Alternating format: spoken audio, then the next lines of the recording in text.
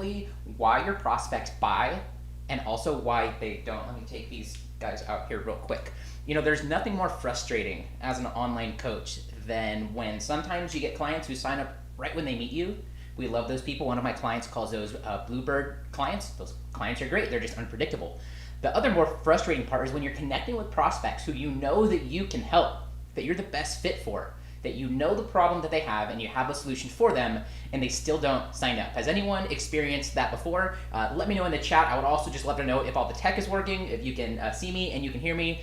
Drop me a like or drop me a comment. Also would like to just say hi in general, and I'll try to make these as interactive as possible. More like an Apple keynote, like you're kind of blogging it, sharing your insights as you go. That way they kind of retain a little more and less like a lecture.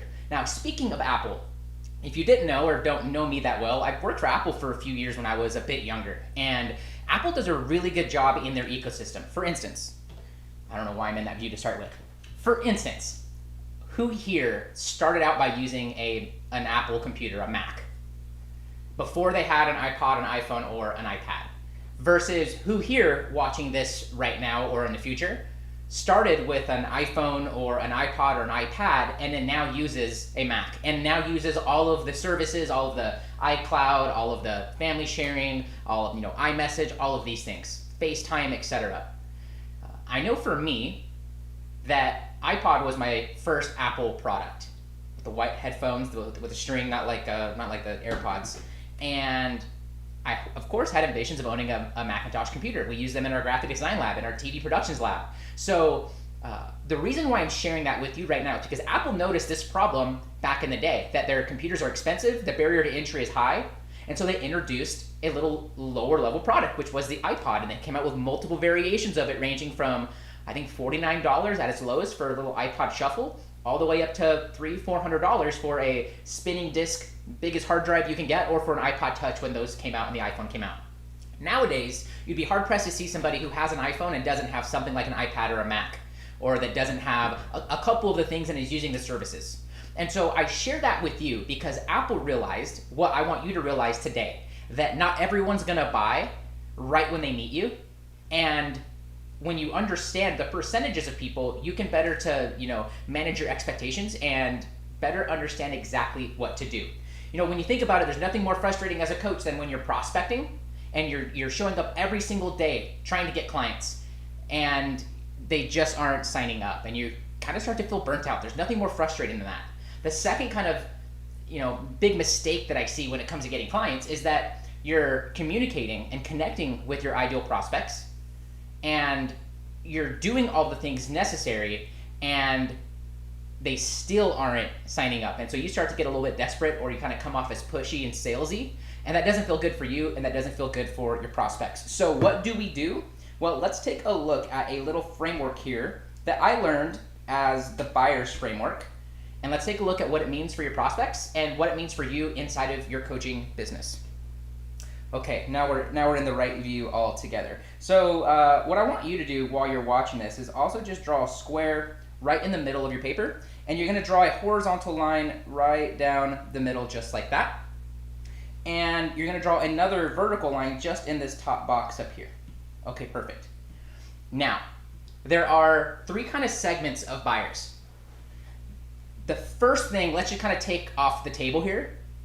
About 50% of people that you connect with are never going to buy from you.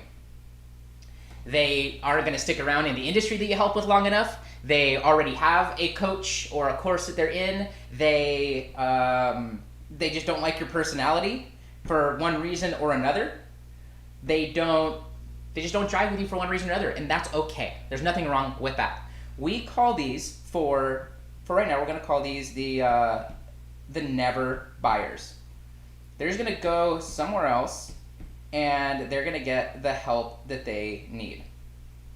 That's just kind of 50% of people that come your way. That leaves now this kind of top portion up here that we're going to talk about now. And the way I look at it, the way I have found for kind of the coaching and course consulting industry to work is that about 1 to 2%, let's just use 2% for right now, of people are ready to buy right now. Let's call those the now buyers. This is what one of my clients, Carrie, calls the bluebird buyers. These are awesome. They connect with you. They just jive with you. They're ready to hand you their money as long as you ask the right questions and don't F it up. Anyone have those people where they just sign up just kind of right away? We're going to call those now buyers. That leaves this quadrant, or this other third over here. I don't know what word we'd use for that. If you know, leave it in the comments. And let's, now that we have 50% that are never going to buy, and we have 2% that are kind of ready to go right now, that leaves this other 48-ish%. And we're going to call those people future buyers. These people will buy in about 90 days, that's a 2, to 2 years. So, like, what do we do with this now? So we have our 50% of people that are just never going to buy from you. We have our future buyers that are going to buy in 90 days to 2 years. And then we also have our now buyers. Of course, these folks are awesome.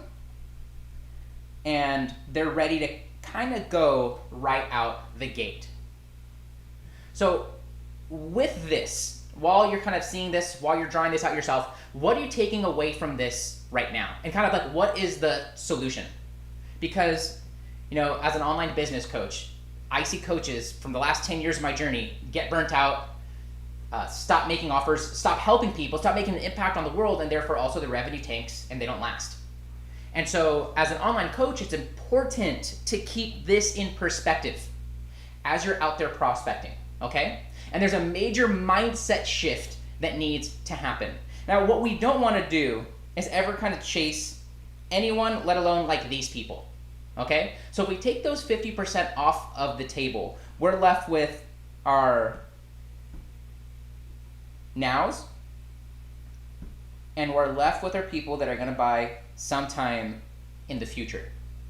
So what do we do in order to capitalize on this, to close the nows and bring them into our program, start helping them, and to make it abundantly clear where the future buyers go when they're ready?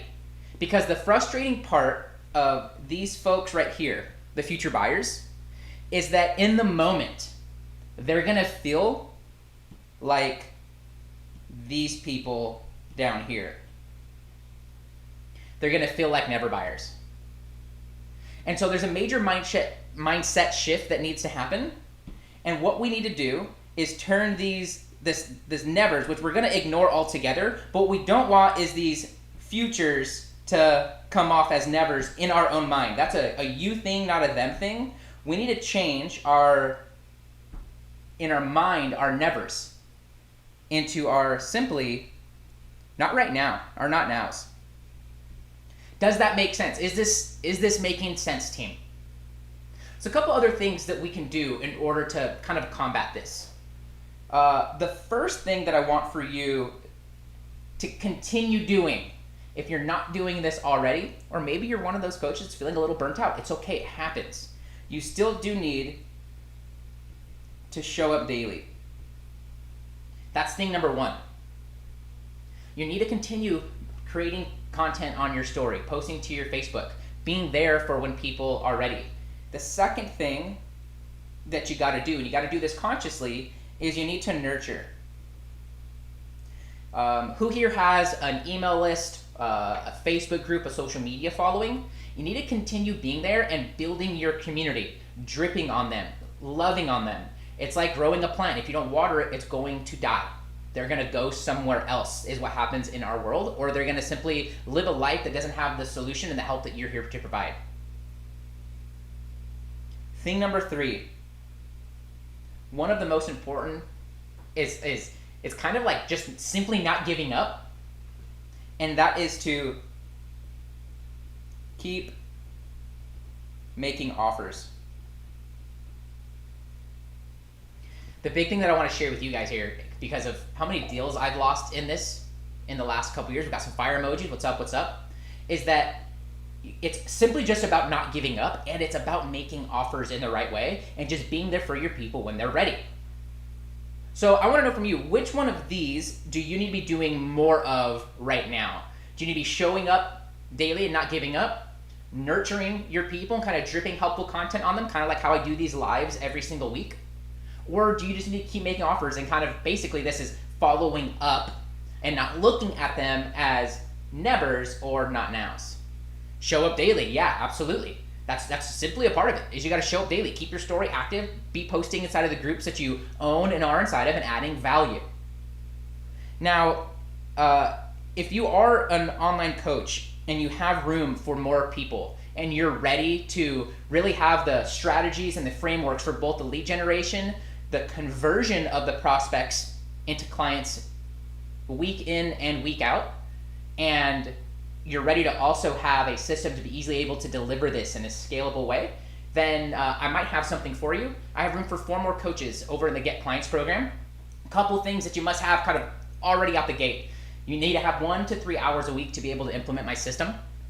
It's important that you have some time. I don't want to get you something that you just don't have time for. There's nothing worse than shelf development. This is about self-development and business growth.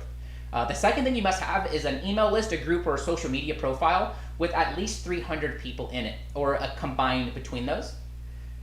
Third, you gotta be friendly and coachable. And fourth, you gotta be able to keep a secret.